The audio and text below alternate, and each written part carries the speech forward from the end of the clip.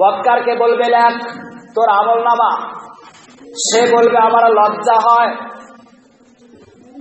ফেরেশতা বলবেন দুনিয়ার বুকের ভিতরে যখন করেছিস তখন তো কোনো লজ্জা হয় নাই, অন্য ফ্রি টক টাইমে অন্য মেয়ের সাথে গোপনে গোপনে কথা বলেছিস, আবার রাতের অন্ধকারে চুরি করেছিস, ডাকাতি করেছিস, রোডঘাটের মাল চুরি করেছিস, মানুষকে বিনা অপরাধে দুনিয়া থেকে বিদায় করে দিয়েছিস, আছে না নাই?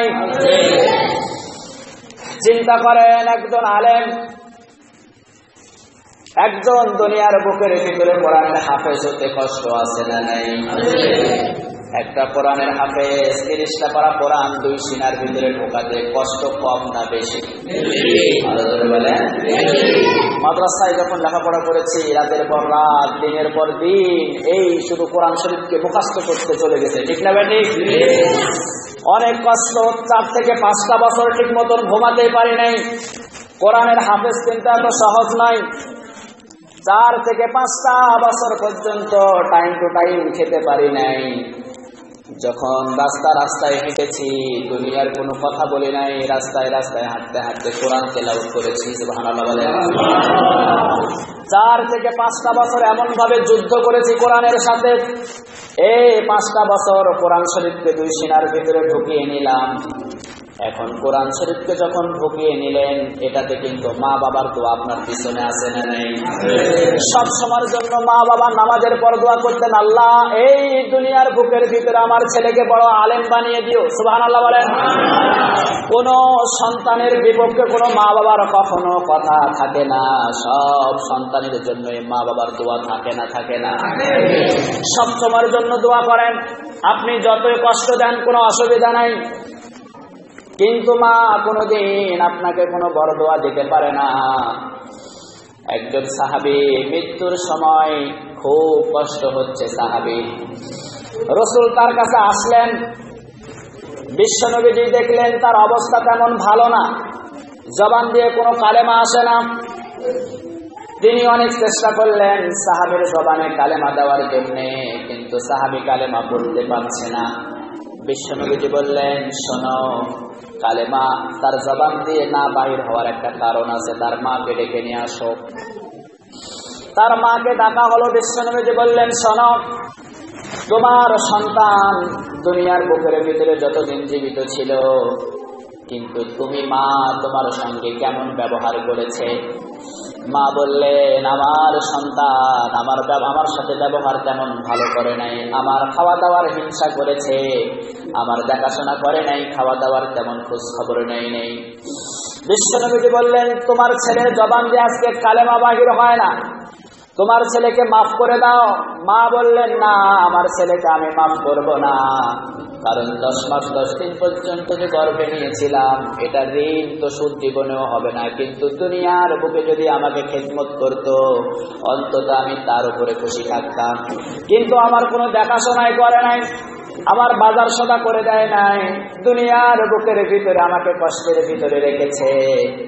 বিশ্বনবীজি বললেন, শোনো সাহাবীরা, শুকনা লাড়কি নিয়ে এসো, শুকনা খড়ি নিয়ে এসো, লাড়কি নিয়ে এসো। হযরত বেলাল শুকনা লাড়কির ব্যবস্থা করলেন। বিশ্বনবীজি বললেন, যাও সাহাবীকে নিয়ে এসো। মা বলছেন, ইয়া রাসূলুল্লাহ, এই শুকনা লাড়কি দিয়ে কি করবেন? বিশ্বনবীজি বলছেন, শোনো, তোমার সন্তান দুনিয়া থেকে যদি বিদায় হয়ে যায়, তোমার সন্তান জাহান্নামের আগুনে জ্বলবে, এই জন্য আমি বিশ্বনবীজি দুনিয়ার আগুনে একবার জ্বালিয়ে দিতেছি তোমার চোখের সামনে। মা বললেন, ইয়া রাসূলুল্লাহ, 10 মাস 10 দিনের সন্তানকে আমি গর্ভে ধরেছি, আগুনে জ্বালানোর জন্য নয়। ইয়া রাসূলুল্লাহ, আমার সন্তান আমাকে যতটাই কষ্ট দিয়েছে, সব কষ্টকে ভুলে গেলাম, আমার সন্তানকে আমি আজকেই মাফ করে দিলাম। বিশ্বনবীজি বললেন, যাও সাহাবীর কাছে যাও। সাহাবী উচ্চ স্বরে বললেন, আশহাদু আল্লা ইলাহা ইল্লাল্লাহু ওয়া আশহাদু আন্না মুহাম্মাদান আবদুহু। এই জন্য মাকে কখনো কষ্ট দেওয়া যাবে না, ঠিক না বেটি?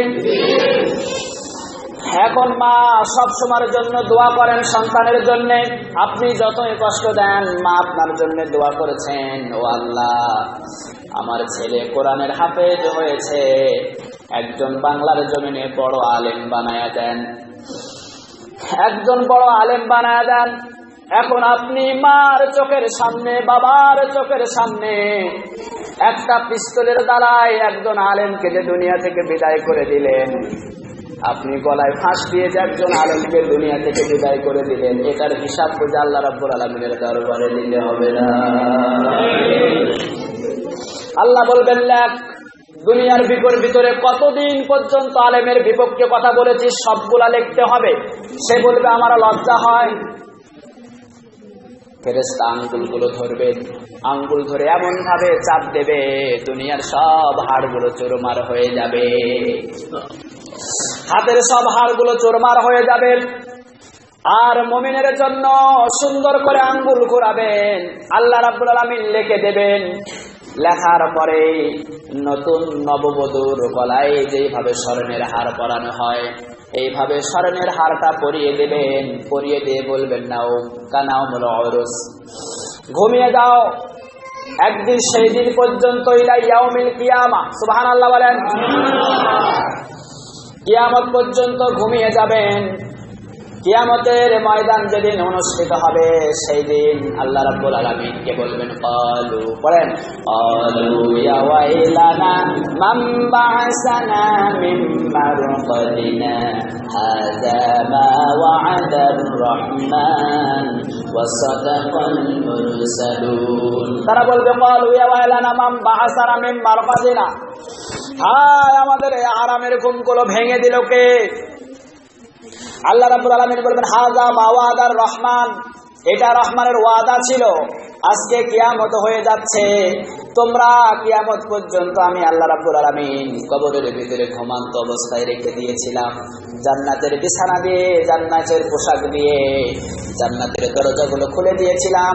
এই আরামের ভিতরে তোমরা ঘুমিয়েছিলে, কিয়ামত অনুষ্ঠিত হয়ে গেছে, তোমরা সকলে উঠে যাও। সুবহানাল্লাহ বলেন। আল্লাহ যেন এরকম মুমিন হিসাবে আমাদেরকে কবুল করে নেন। আর বদকারকে যখন আমলনামা বদকারের লেখা হবে, গলার ভিতরে যেইভাবে ফাঁসি লাগিয়ে দেওয়া হয়, এইভাবে গলার ভিতরে রশিটা ফাঁস দিয়ে চলে যাবেন। চিৎকার করে থাকবে, চিৎকার থাকবে কিয়ামত পর্যন্ত। কোন দিন পর্যন্ত?